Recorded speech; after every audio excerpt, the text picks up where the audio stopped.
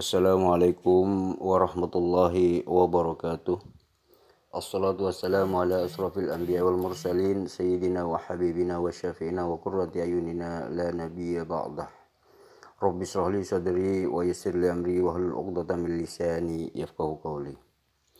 Para sahabat sekalian, kali ini saya kedatangan tamu pendeta Martil Rizky. Nah, di sini berbincang-bincang membahas tentang masalah pernikahan di dalam kekristenan. Nah, inilah yang saya tanyakan kepada pendeta Martil Rizky, dan beliau masih ngutang. Artinya di sini menjadi PR bagi beliau karena beliau masih belum sanggup untuk menjawab apa yang saya tanyakan.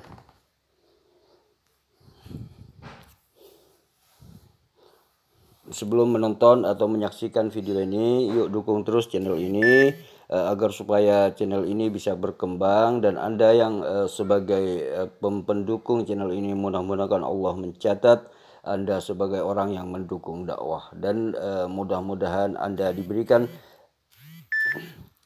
kesehatan, kesuksesan di dunia dan akhirat. Amin, amin, Allahumma amin. Yuk kita saksikan alurnya dialog ringan antara saya, sahabat saya, dan pendeta Martil Rizky.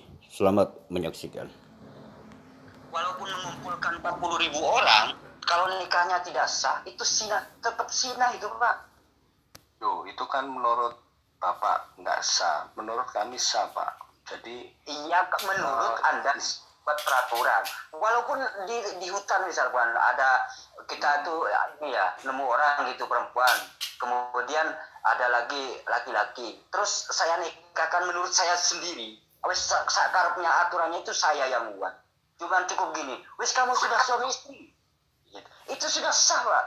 Menurut saya, tapi bukan menurut Tuhan. Tapi menurut Tuhan tetap zina orang itu, gitu loh, Pak. Menurut Tuhan nggak juga, Pak, karena sudah dibaptisan, harus ada pembaptisan dulu. Jadi setelah melewati, apa hubungannya pembaptisan dengan syarat sahnya nikah, Pak? Gak ada, Pak. Ada, Pak, itu ada hubungannya. Apakah Yesus mengatakan untuk menikah itu adalah dengan dibaptis dulu? Ada, Pak? Enggak juga itu memang nggak diatur, Pak, di dalam pernikahan itu. Cuma berarti kan orang-orang sendiri. Berarti kan ajaran manusia itu, Pak. Jadi Bapak jadi kayak gini ya, misalnya kayak contoh, misalnya kita makan gitu ya. Orang makan itu kan pada umumnya kan berdoa dulu. Setelah berdoa, beda, Pak. Makan dengan menikah agar supaya dari ini maksudnya saya ngambil contoh yang lebih mudahnya itu seperti itu, begitu. Cuma oke lah, kalau memang itu Bapak tidak bisa menerima itu, ya memang kenyataannya seperti itu, Pak. Iya, jadi yang lebih fundamental gitu, Pak, tanya. Jadi ada bobotnya, kayak contoh. Itu fundamental loh, Pak. Itu fundamental loh, Pak. Pernikahan itu fundamental loh, Pak. Nah, kalau gini, Pak, contoh ya, misalnya saya balikan, gimana dengan adanya Islam berpoligami atau poligami? Enggak, saya tanya ke Bapak, poligami itu memang masalah di mana, Pak? Poligami dengan zina itu lebih hormat di mana, Pak?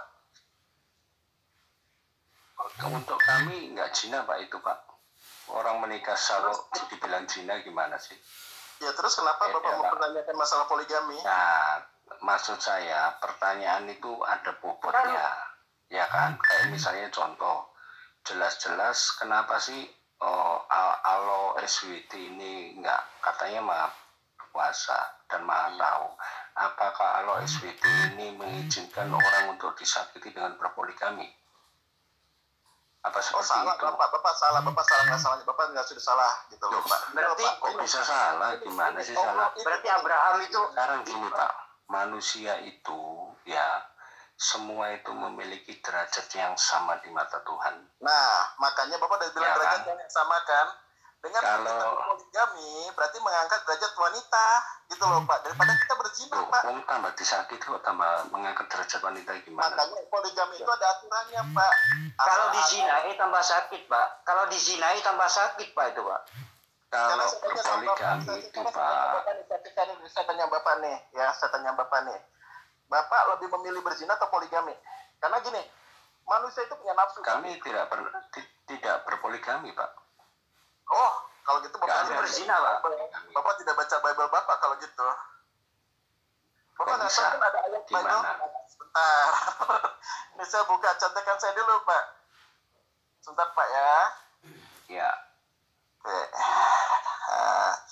Kira Bapak ini ya apa di mana ayatnya? Karena apa? Karena yang saya tahu tokoh-tokoh dalam Bible itu semuanya itu lebih parah daripada umat Islam gitu.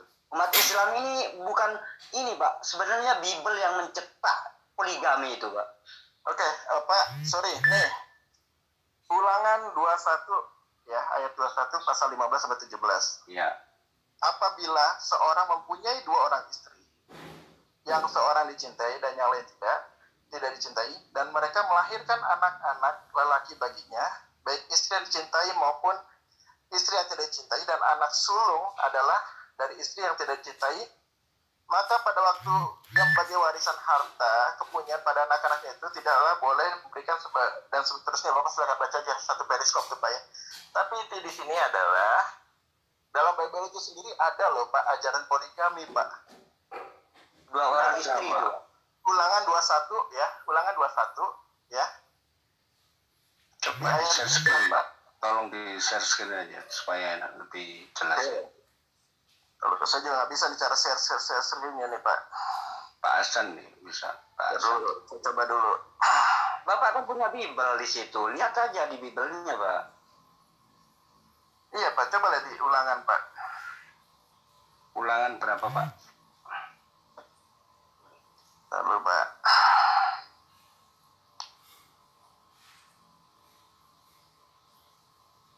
Malah hilang lagi. Sebentar Pak. Ini banyak dokumen yang harus saya save di handphone. Sebentar Pak. Apa-apa santai aja Pak. Diskusi ngalir aja.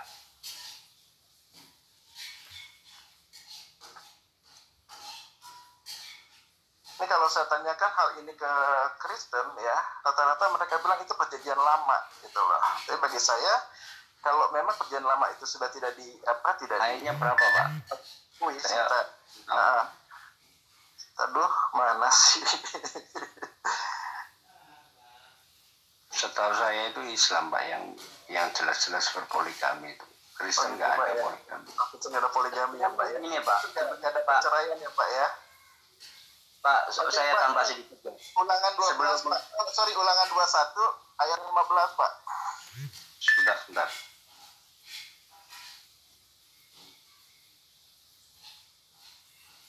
Ulangan 21 ayat 15. Ayat 15. Apabila seorang mempunyai 2 orang istri, Ya, itu poligami bukan Pak kira-kira Pak? Ini kalimatnya apabila loh Pak. Ya, terus itu poligami bukan Pak? Bukan, masih apabila loh.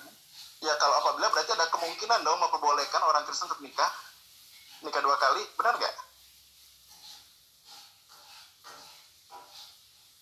Berarti itu kan bukan larangan, Pak.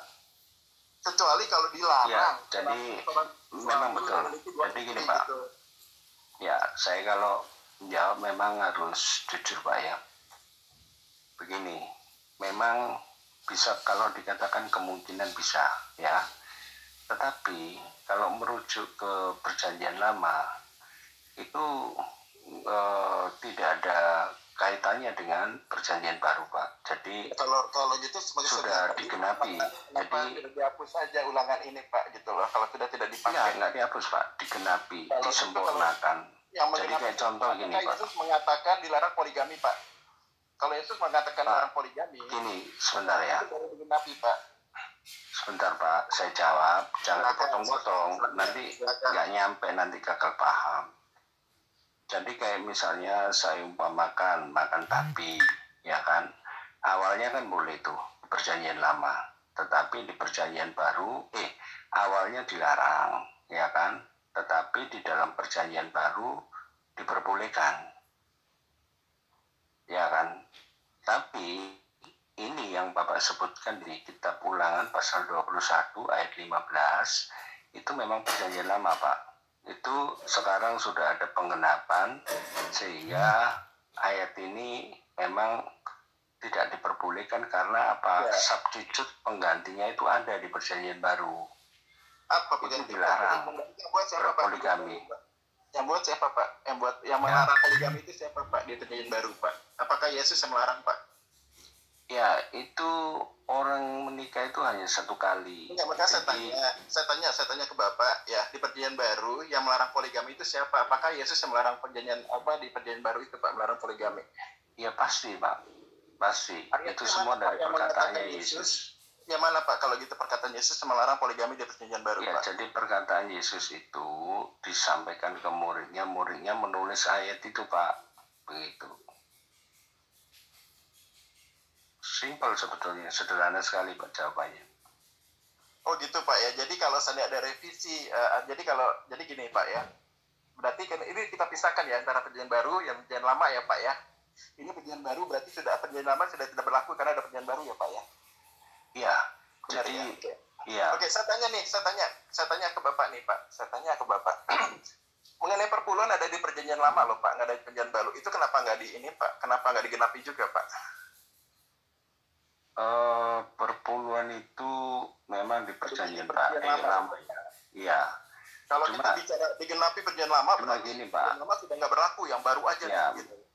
Jadi gini Pak ya, memang ada beberapa gereja yang mengeterapkan perpuluhan, tetapi ada juga beberapa gereja yang tidak mengeterapkan perpuluhan. Mungkin dari perkataan Bapak itu tadi.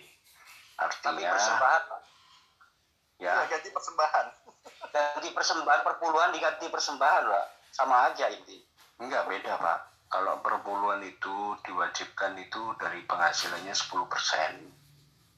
Tapi kalau persembahan itu adalah kayak kalau di masjid atau di musola itu ngasih masukan itu sederhana gitu loh Pak. Kok sederhana, apa sukarela gitu.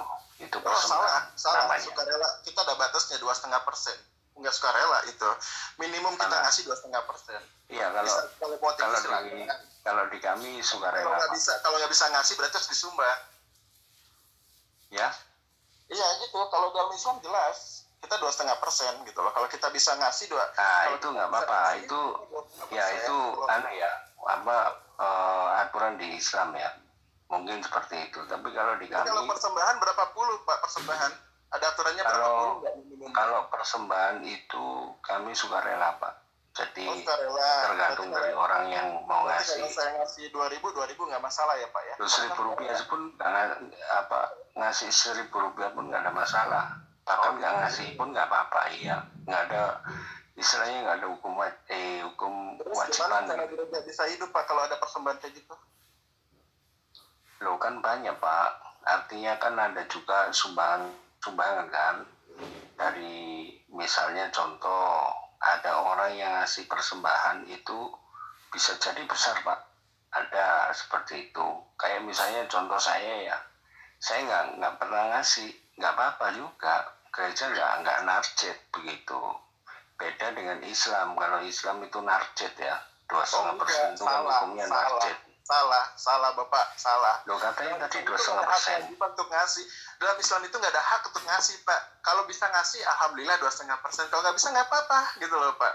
Namanya zakat. Kita zakat. Sama Pak. Di tempat saya juga begitu. Nah, kalau gitu jangan dibilang Islam narjet Pak. Islam nggak pernah narjet. Itu dalam Islam itu Pak setahun sekali itu Pak. 2,5% itu Pak. Yang di kota amal itu Pak.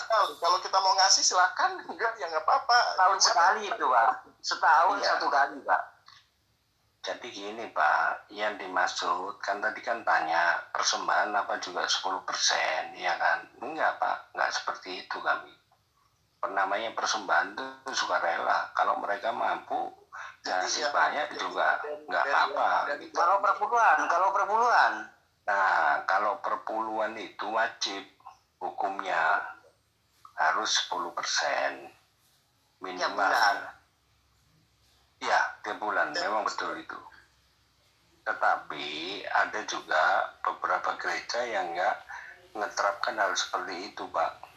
nggak ada perpuluhan. Ada begitu, itu tergantung dari apa ya, dari gerejanya ya mungkin ya, seperti itu. Gitu. Cuma Jadi, saya mau ingin kembali lagi Pak, supaya nggak Iya, melebar coba. kemana-mana. Iya, coba jelaskan tadi Pak, sahnya menurut Yesus nikah itu seperti apa Pak? Tuh, ya itu Pak, tadi itu. Jadi memang di Alkitab tidak ada tulisan seperti itu, ya kan? Kalau tidak ada karangan manusia berarti Pak? Manusia ngarang-ngarang sendiri. Kalau bisa dikatakan seperti itu Pak, tetapi hal-hal yang esensial kayak misalnya contoh ya, itu harus didoakan di dalam nama Tuhan Pak, di dalam pernikahan itu. Apa bedanya gini Pak?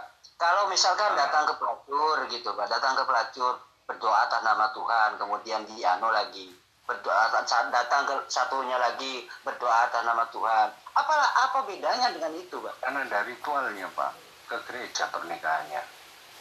Iya, walaupun seorang prosesinya itu kan beda Pak. Kalau orang melacur, ya misalnya melacur, terus habis itu dikawin siri, panggil mutin, nah itu bisa Pak. dibawa ke Teman saya gereja yang seperti itu sah sudah hukumnya. Kawin siri ajaran dalam Islam, Bapak jangan dari Islam dulu Pak. Kita bicara masalah Kristen Pak, jangan kawin siri Pak. Kawin siri kan panjang lagi. Maksud saya kalau ajarannya tidak dimateraikan oleh Yesus, bagaimana Bapak itu mengatakan tidak zina gitu Pak? Iya, itu makanya itu Pak, sudah ada doanya seperti itu. Ngajarin doanya siapa Pak? Pakai Yesus ngajarin doanya Pak. Jadi begini doanya Pak, kawin apa yang diajarkan Yesus? begini Pak, memang jawaban saya bukan sebagai alat pemuas Anda. Enggak, kita nggak minta puas. Memang seperti itu. Kita nggak minta puas. Terus saya mau jawab apa lagi? Enggak, Pak, gitu loh. Memang kenyataannya begitu Pak.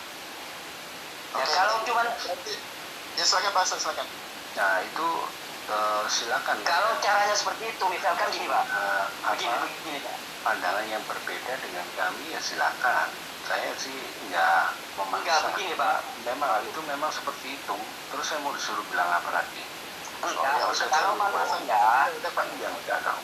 Pasan, berarti sudah clear Pasan kalau itu hanya buatan manusia aja, Pasan bukan dari Yesus, sudah. iya buatan manusia. Jadi Sekarang kembali lagi ke poligami ya. Oke, poligami Ya. Pasan silakan untuk masalah poligami. Ya, oke. saya terangkan dulu Pak, saya terangkan dulu tentang poligami Pak. Ya. Oh ayatnya Pak, ayatnya Pasan biar jelas dia. Enggak, gini, maksud saya gini, saya jelaskan dulu poligami. Sebenarnya poligami itu biangnya itu adalah Bible, Pak. Kemudian, kenapa? Karena di dalam Bible ada itu banyak, bahkan Daud itu mempunyai 1.300 gundi dan seterusnya. 300 istri dan seterusnya, 300. Nah, kemudian Islam datang membatasi poligami agar tidak lanjut seperti Bible, gitu loh Pak. Islam ini datang hanya untuk membatasi agar tidak lanjut seperti Bible ratusan istri gitu, di dalam kitab suci. Seperti itu Pak. Ya, oke. Bahkan begini Pak, bahkan di zaman sebelum Nabi Muhammad, kebiasaan orang-orang jahiliyah, orang-orang Arab ini Pak, itu di zaman Bible, mereka kan memegang Bible sebelum Al-Quran datang. Itu Pak, istrinya lebih dari 100 per satu orang. Kalau dia itu berdagang misalkan ke negeri orang, dia itu punya beberapa istri di sana. Di negara Arab pun itu juga punya banyak istri. Karena berperang juga gitu Pak, berperang juga gitu Bang Hasan, berperang juga bawa budak wanita. Iya, makanya seperti itu. Kemudian Islam datang membatasi hal itu agar tidak rancu. Karena apa? Karena mereka berpegangan pada Bible, pada kitab suci mereka gitu. Manakah ada larangan istri banyak, istri sedikit? Kalau punya uang banyak, istrinya banyak. Karena nggak ada larangan. Anak kecil gitu ya Pak ya. Anak kecil pun dibagi juga nggak apa-apa ya. Ya itu Maria aja usia 13 tahun loh Pak dinikahin Yosef. Pak, ini Pak. Pak kalau Bapak Jalan ini saya tahu arahnya kemana, saya tahu arahnya kemana banget. Maksudnya apakah itu ajaran moral yang baik itu? Nah, Bapak Martil, apakah Bapak tahu bahwa kebudayaan atau kebiasaan orang Yahudi itu anak umur 3 tahun, 4 tahun itu sudah bisa dinikahi laki-laki? Apakah Bapak tidak pernah membaca sejarah itu? Yahudi dengan Arab itu beda, Pak. Nggak Oh, bisa disamakan. Sama, Pak, sama. Kristen yang Kristen beda dengan Yahudi dan Arab. Jadi begini, kalau yang namanya Arab, Itu ya 4 Arab. tahun, Pak, perempuan. Kalau lebih parah lagi gitu, Pak.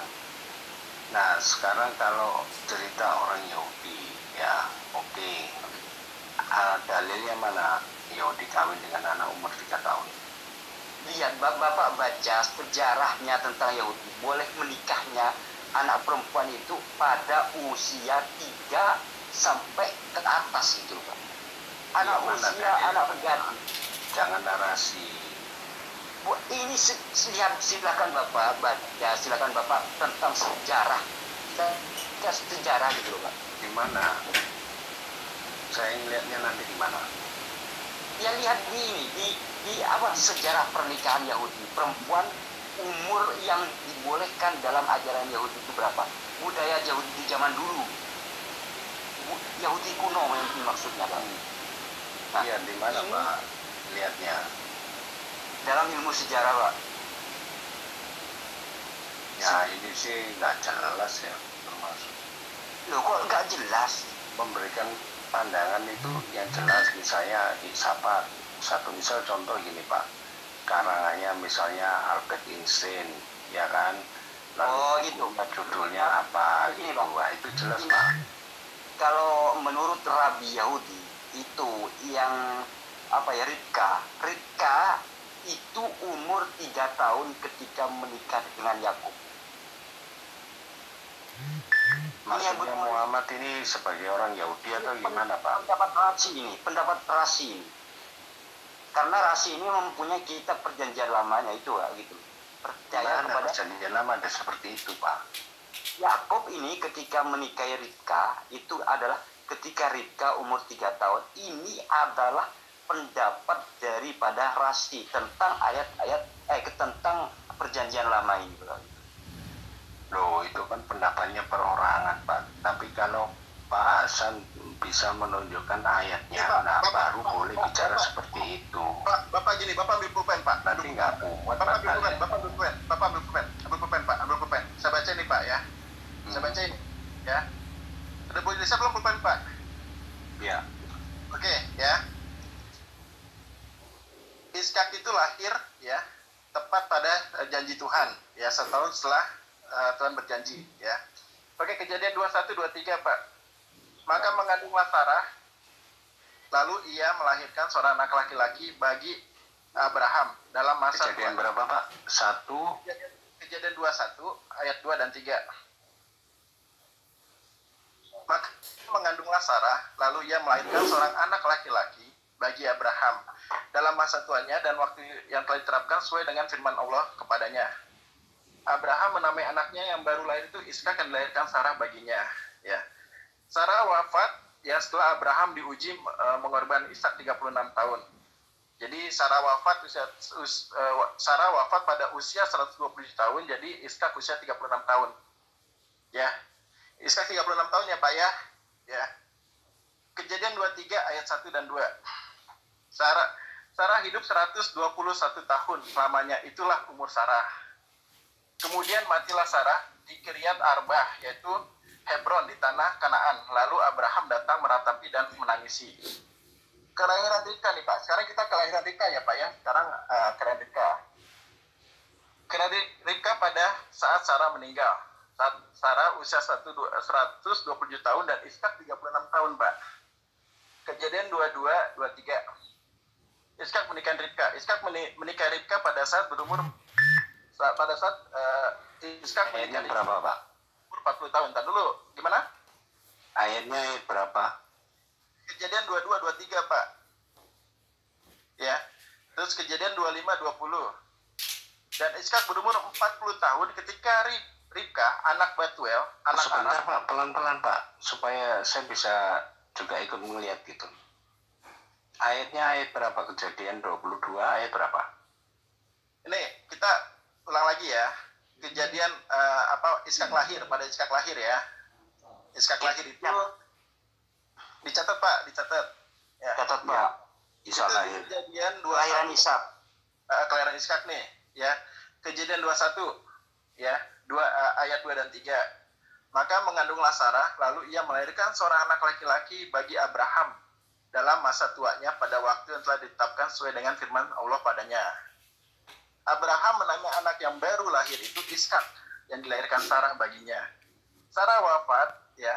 Abraham diuji yang mengorbankan Ishak, ya, bisa 36 tahun. Jadi Sarah Ayat wafat. berapa itu Sarah wafat itu? Kejadian 21 ayat 2 dan 3 Pak. Nggak ada, 3 nggak ada tulisannya Sarah wafat. Sarah wafat Sarah wafat di Kejadian 23 ayat 1 dan 2. Sarah hidup 121 tahun lamanya. Ya, itulah umur Sarah.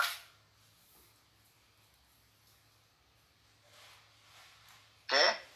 Ya. Ada. Ya. Oke, kemudian matilah Sarah segala macam bla bla ya. Kelahiran Ribka pada saat Sarah meninggal. Usia Sarah 127 tahun dan Iskak 36 tahun. Kejadian 22 dan 23. Iskak menikahi Ribka. Iskak menikahi Ribka pada saat berumur 40 tahun. Kejadian 25-20. Dan Iskak berumur 40 tahun ketika Ribka anak Batuel, orang Aram, dari Padang Aram, saudara perempuan Laban. Orang Aram itu diambilnya menjadi istrinya. Nah, sekarang pertanyaannya, berapakah umur Ribka saat dinikahi Iskak? Iskak lahir ya di saat Sarah 91 tahun ya Pak ya. Dan Iskak batal dikorbankan ya. Ribka lahir 0 tahun nih ya. Sarah wafat bisa 127 tahun ya. 127 tahun ya. Dikurang 91 ya berarti 36. Berarti Iskak usia 36 atau 37 tahun. Iskak berumur 40 tahun menikahi Ribka. Umur Ribka, Iskak 40 diambil kurang 37 ya jadi 3 tahun. Ya. Nah, jadi silakan Bapak teliti ya. Bapak cari sendiri, Bapak pastikan sendiri, Pak. Ya.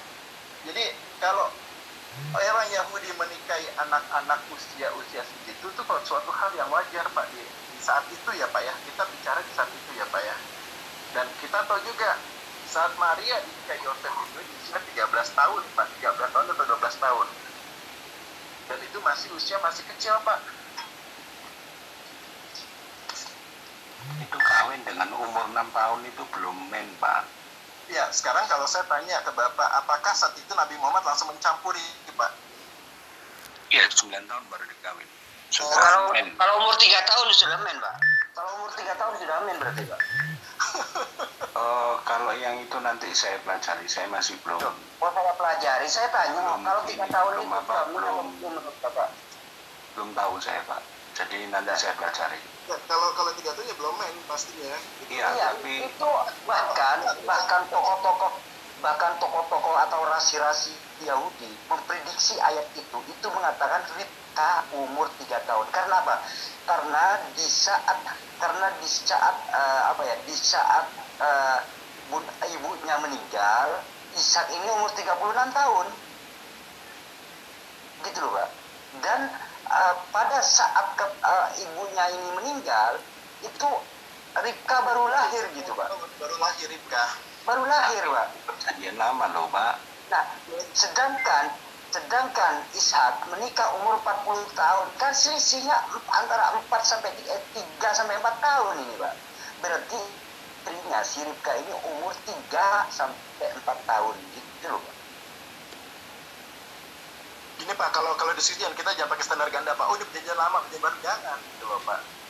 Apa yang ada dalam Bible Bapak, ya itulah yang kita pelajari Pak. Mau perjanjian baru atau lama Pak, gitu loh. Dan kalau kita bicara, kalau Bapak menolak perjanjian lama, sebaiknya buang aja semuanya perjanjian lama itu, gak usah jadi ganti perjanjian baru toh aja, biar kitab Bapak itu tidak amburadul gitu loh, Pak. Jadi bungkus aja perjanjian baru toh gitu loh, Pak. Gak usah ada hubungannya dengan perjanjian lama gitu.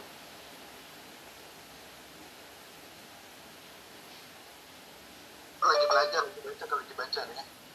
Ini Adi ke dokter Adi nih, coba.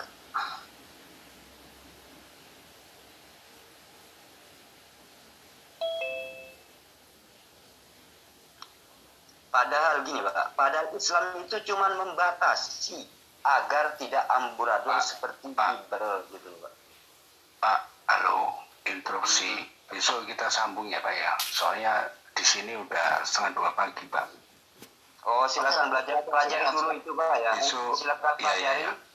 Besok kita sambung. Nanti baru diskusi sama saya atau sama Mas ini Mas. Pak Hasan sama Oke, Pak siap, Pak, Dor itu. siap, Pak. Enggak, Iya, saya oke. seneng kok. Diskusi gini seneng. Jam berapa? Iya. Besok saya kesini lagi. Bisa Ya, jam 8 seperti- kita udah buka kok, jam 8 kita udah buka. Jam 8 atau jam 9 ya. Ya, tempat saya jam 10 sudah itu Pak. Ya Oh, nggak gitu. apa-apa. Oh ya. Daerah mana Saya di Bapak? Indonesia Timur Pak. Oke, nggak baik. apa-apa Pak. Ya, Udah oke. udah pagi Ya, banget nih Pak. baik, Pak. Istirahat Pak, istirahat. Siap. Ya. Siap. Ya, Nanti makasih sore Pak ya. Pak, ya. Ya, Oke, mari, terima Pak. kasih atas waktunya ya. Selamat malam semua. Oh ya. Nah, itulah hasil dialog antara saya dan sahabat saya.